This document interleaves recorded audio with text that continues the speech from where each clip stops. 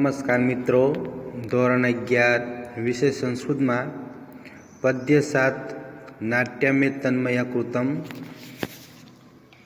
મેં આ નાટ્ય રચ્યું છે તેના વિશે જ આપણે ચર્ચા કરવાની છે. તો સૌપ્રથમ આપણે આ પદ્ય છે તેની આપણે પ્રસ્તાવના જોઈ લઈએ છીએ.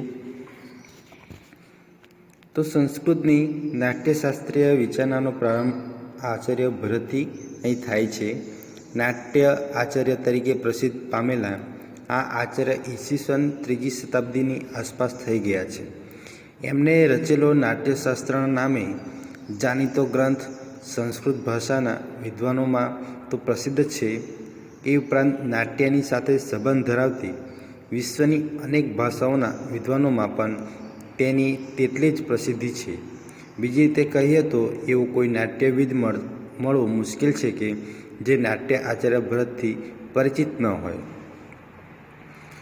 વિશેષમાં જોઈએ કે નાટ્યશાસ્ત્ર એ પોતાના નામ પ્રમાણે નાટ્યને લગતી પ્રાય તમામ શાસ્ત્રીય બાબતોને વિચાર કરે છે. એના પ્રથમ અધ્યાયમાં નાટ્યની ઉત્પત્તિને લગતી એક કથા આપવામાં આવી છે. તે મુજબ દેવો બ્રહ્મા પાસે ગયા અને તેમની પાસે એક ક્રીડનીય એટલે કે રમકડાની માંગણી કરી. ક્રીડનીય એટલે કે રમકડાની જે એ માંગણી કરી છે, જે આનંદ સાથે ઉપદેશ આપી શકે અને તથા દરેક વ્યક્તિ તેનો ઉપયોગ કરી શકે. આ માંગણીના પ્રતિભાવમાં બ્રહ્માએ દેવોને જે ક્રીડનીયક આપ્યું તે જ નાટ્ય દેવોએ આ નાટ્યરૂપી ક્રીડનીયકને ભરત મુનિને આપ્યું.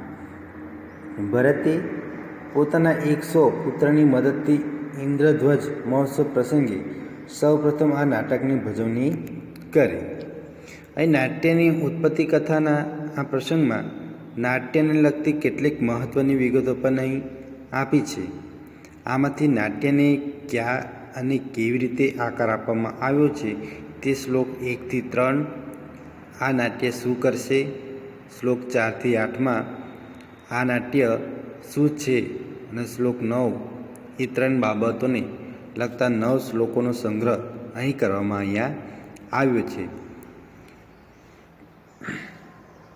આ શ્લોક અનુષ્ટુપ છંદમાં છે. તો આપણે અહીંયા નાટ્યમે તન્મયા કૃતમ મેં આ નાટ્ય રચ્યું છે. અહીં ભરતમુનિએ નાટ્ય રચીને તેમના 100 પુત્રની મદદથી ઇન્દ્રધ્વજ મહોત્સવ પ્રસંગે આ નાટકની ભજવણી કરવામાં આવે છે.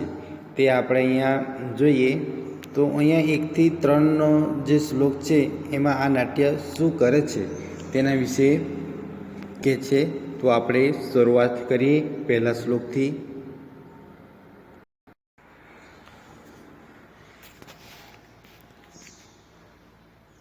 સર્વશાસ્ત્ર સંપન્નમ સર્વશિલ્પ પ્રવર્તકમ નાટ્યાખ્યમ પંચમ વેદ સ ઇતિહાસમ કરોમ્યહમ. એનું અન્વય આપણે જોઈએ. અહમ સર્વશાસ્ત્રસ્થ સંપન્નમ સર્વશિલ્પ પ્રવર્તકમ નાટ્યાકમ પંચમ વેદમ સ ઇતિહાસમ કરોમિ. શબ્દાર્થ જોઈએ. સર્વશાસ્ત્ર સંપન્નમ એટલે કે સર્વ એટલે કે બધા, શાસ્ત્ર એટલે કે શાસ્ત્રોથી, સંપન્નમ એટલે કે યુક્ત એટલે કે બધા શાસ્ત્રોથી યુક્ત, સર્વ શિલ્પ પ્રવર્તકમ સર્વ એટલે કે બધા શિલ્પ એટલે કે શિલ્પોને, પ્રવર્તકમ એટલે કે પ્રવર્તનાર, નાટ્યકમ કે નાટ્ય નામના, પંચમ એટલે કે પાંચમો, વેદ એટલે કે વેદ, સ ઇતિહાસમ એટલે કે ઇતિહાસ સહિત, કર્મ્યહમ એટલે કે રચું છું, કરું છું. શું કે છે? સર્વશાસ્ત્ર સંપન્નમ કે બધા શાસ્ત્રોથી યુક્ત, સર્વશિલ્પ પ્રવર્તકમ સર્વ શિલ્પોને પ્રવર્તનાર, નાટ્યકમ કે નાટ્ય નામનો, પંચમ વેદ પાંચમો વેદ, સ ઇતિહાસમ કર્મ્યહમ કે ઇતિહાસ સહિત રચું છું. તો આપણે બીજો શ્લોક જોઈએ. એવં સંકલ્પ્ય ભગવા સર્વ વેદાન અનુસરણમ નાટ્યવેદમ તત ચક્રી ચતુર્વેદાંગ સંભવમ નો અન્વય દેખીએ. એવં સંકલ્પ્ય ભગવાન તત સર્વવેદાન અનુસ્મરણ ચતુર્વેદાંગ સંભવમ નાટ્યવેદમ ચક્રી. સિદ્ધાર્થ જોઈએ. સંકલ્પ એટલે કે વિચારીને કે સંકલ્પ કરીને ભગવાન કે ભરત આચાર્ય અને ભગવાન આચાર્ય ભરતે સર્વવેદાન સર્વ વેદોની અનુસ્મરણ કે યાદ કરતાં કરતાં ચતુર્વેદાંગ સંભવમ 4 વેદ અને તેમના 6 અંગોથી ઉદ્ભવેલું ચક્રી એટલે કે બનાવ્યો કે રચ્યો છે. વાત જોઈએ. એવમ એટલે કે એમ સંકલ્પ કરીને ભગવાન એટલે કે ભગવાન આચાર્ય ભરતે તત એટલે કે પછી સર્વ વેદાનું અનુસરણ એટલે વેદોને યાદ કરતાં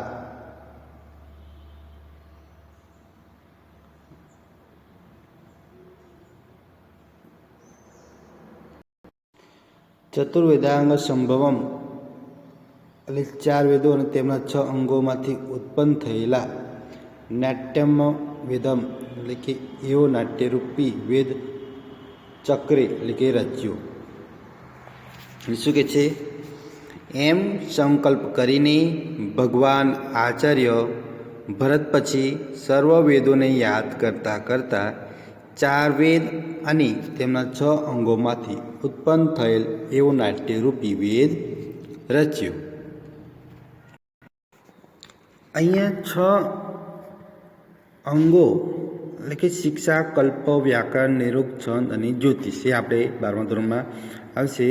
આગળ આપણે 4 વેદાંગ એટલે કે ઋગ્વેદ, સામવેદ, યજુર્વેદ, અથર્વવેદ 4 વેદો છે અને 6 અંગોમાંથી ઉત્પન્ન થયેલું એ નાટ્યરૂપી વેદ અહીંયા રચે છે. કોણ? કે ભરત, ભગવાન આચાર્ય ભરત અને ભગવાન કયા છે. ત્રીજો શ્લોક જોઈએ આપણે. જગ્રાહ પાઠ્ય વેદાંગ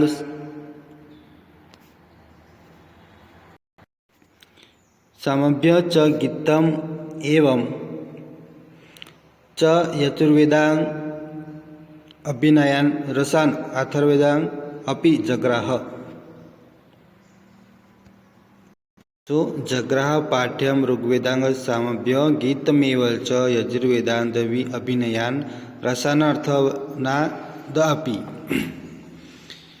એનો અન્વય દેખીએ કે ઋગ્વેદાંગ પાઠ્યમ સામભ્ય ચ ગીતમ એવ યજુર્વેદાંત અભિનયાન રસાન આથર્વણાન અપી જગ્રાહ. અહીં જગ્રા એટલે કે ગ્રહણ કર્યું, લીધું. પાઠ્ય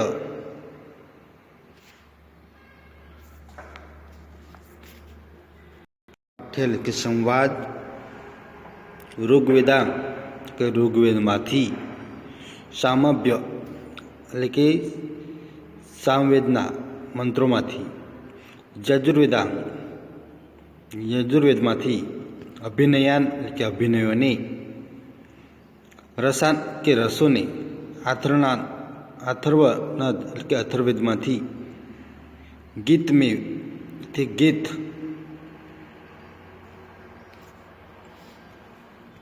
જે કે તેમણે એટલે કે આચાર્ય ભરતે ઋગ્વેદમાંથી સંવાદ, સામવેદમાંથી ગીત, યજુર્વેદમાંથી અભિનયો અને અથર્વવેદમાંથી રસોને ગ્રહણ કર્યા છે. શું કહે છે કે તેમને આચાર્ય ભરતે ઋગ્વેદમાંથી સંવાદ, સામવેદમાંથી ગીત, યજુર્વેદમાંથી અભિનયો અને અથર્વવેદમાંથી રસોને ગ્રહણ કર્યા. આપણે અહીંયા 3 શ્લોક જોયા, એનું અનુવાદ ફરીથી જોઈ લઈએ. તો પહેલા શ્લોકનું અનુવાદ છે કે હું બધા શાસ્ત્રોથી યુક્ત સર્વ શિલ્પોને પ્રવર્તનાર નાટ્ય નામનો 5મો વેદના ઇતિહાસ સહિત હું રચું છું. બીજોનો અનુવાદ જોઈએ કે એવમ સંકલ્પ એટલે એમ સંકલ્પ કરીને ભગવાન આચાર્ય ભરતે પછી સર્વ વેદોને યાદ કરતાં કરતાં 4 વેદ અને તેમના 6 અંગોમાંથી ઉત્પન્ન થયેલ એવો નાટ્યરૂપી વેદ અહીંયા રચ્યો છે. ત્રીજું કે તેમને આચાર્ય ભરતે ઋગ્વેદમાંથી સંવાદ, સામવેદમાંથી ગીત, યજુર્વેદમાંથી અભિનયો અને અથર્વવેદમાંથી રસોને ગ્રહણ કર્યા. આપણે પહેલા શ્લોકમાં છે નાટ્યમ પંચમ વેદ કે નાટકને અહીં નાટ્ય નામનો 5મો વેદ કે અહીંયા સંસ્કૃત સાહિત્યમાં 4 વેદ જાણીતા છે કે એમાં ઋગ્વેદ, યજુર્વેદ, સામવેદ અને અથર્વવેદ એમ સમગ્ર સંસ્કૃત સાહિત્યમાં 4 વેદોનું સ્થાન ખૂબ જ ઊંચું છે. અને મહર્ષિ વેદવ્યાસ રચિત મહાભારતના ચાહકો એનો મહિમા કરવા માટે મહાભારતના 5મો વેદ એમ કહે છે. એવી જ રીતે નાટ્યશાસ્ત્રનો મહિમા કરવા માટે નાટ્યશાસ્ત્રને પંચમ વેદ કહેવામાં અહીંયા આવે છે. નાટ્યશાસ્ત્રને પંચમ વેદ તરીકે મૂકવાનું એક સબળ કારણ પણ અહીં છે કે નાટ્યની અંગભૂત પાઠ્ય, અભિનય, ગીત અને રસ એ 4 બાબતોને 4 વેદમાંથી લેવામાં અહીંયા આવી છે. એ રીતે જોતાં આ નાટ્યશાસ્ત્રનો સ્ત્રોત વેદ છે એટલે એને પંચમ વેદ કહેવો ઉચિત છે. ચતુર્વેદાંગ સંભવમાં અહીંયા 4 વેદાંગ છે અને તેમાં 6 અંગો છે એટલે શિક્ષા, કલ્પ, વ્યાકરણ, નિરૂપણ, છંદ અને જ્યોતિષ. 4 વેદ કે ઋગ્વેદ, સામવેદ અને યજુર્વેદ ને અથર્વવેદ એમ 4 વેદોનો અહીંયા નાટ્યરૂપી વેદ અહીંયા રચવામાં આવેલો છે.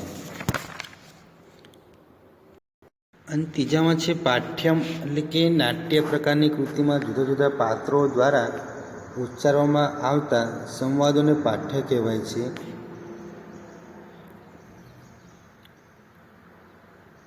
સંસ્કૃતના નાટ્યશાસ્ત્રીઓ માને છે કે નાટ્યમાં આવતા પાઠ્યની પ્રેરણા ઋગ્વેદમાંથી લેવામાં આવે છે. આપણે જાણીએ છીએ કે ઋગ્વેદમાં આવતા પૂર્વોશી સંવાદ સૂક્તમાંથી પ્રેરણા લઈને મહાકવિ કાલિદાસે વિક્રમો વર્ષિયમ નામના પ્રસિદ્ધ નાટકની અહીં રચના કરવામાં આવી છે. સામવેદમાંથી ગીત એટલે કે ગીત એ સામવેદના સામમંત્રોમાંથી ગીત રચવાની પ્રેરણા અહીં લેવામાં આવી છે. અને યજુર્વેદમાંથી અભિનય એટલે કે અભિનય એ નાટ્યનું એક મહત્ત્વનું અંગ મનાય છે કે જે 64 કલાઓ માનવામાં આવી છે. તેમાંથી એક કલા અભિનય પણ છે. અને સંસ્કૃત નાટ્ય પરંપરામાં અભિનયના 4 પ્રકારો સ્વીકારવામાં આવ્યા છે: આંગિક, વાચિક, આહાર્ય અને સાત્વિક. નાટ્યશાસ્ત્રીઓએ નાટ્યના અંગ તરીકે અભિનયનો સ્વીકાર કરવાની પ્રેરણા યજુર્વેદમાંથી લીધી છે. અથર્વવેદમાંથી રસનું કે રસ કે ભોજનમાં 6 રસો માનવામાં આવે છે. તે આ પ્રમાણે છે: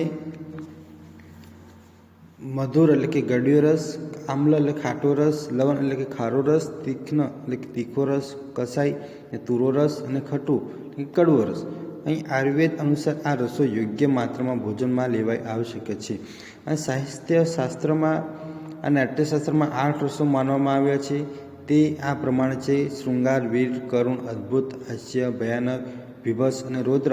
રસ એટલે એવી શક્તિ જે પાઠકને યા દ્રષ્ટાને તેમનામાં તન્મય બનાવી દે. જેમ કે વીર રસથી યુક્ત નાટક કે સાહિત્યનું પઠન કરતાં જ પાઠક કે દ્રષ્ટા વીરતા, શૌર્યના ભાવમાં આવીને તેવી ક્રિયાઓ કરવા લાગે છે. કેટલાક વિદ્વાનો પ્રેમ અને ભક્તિને પણ રસો તરીકે અપનાવે છે. આમ અહીંયા આપણે 1 થી 3 શ્લોક જોયા. એમાં આ નાટ્ય શું કરે છે તેના વિશે આપણે જોયું. હવે જે બાકી છે તે આપણે આગલા વિડીયોમાં જોશું. તો અહીં સુધી રાખીએ. અસ્તુ.